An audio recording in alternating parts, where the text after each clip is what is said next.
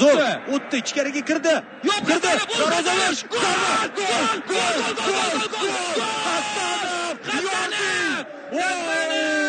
Mana Hasanov bizda Hasanov o'ynash kerak futbolni. Ha, do'stlar. 10 kishi, 9 kishi farqi yo'q, hujumga boramiz. Gol uramiz. Yotmaymiz. Ey do'stlar, bu Hasanov. Hasanovni butun dunyo ko'ryapti, mana Hasanov. Hamma his etyapti. Butun O'zbekiston his etyapti buni. O'zbekcha futbol. Chempionatdagi eng super gol shu bo'ladi.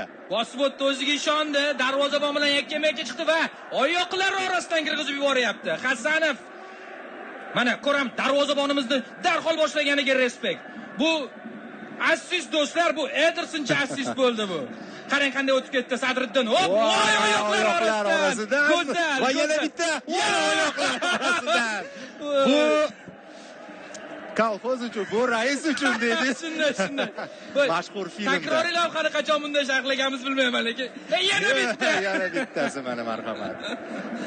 Ha, do'stlar. Hozir aytib turganimga bunaqa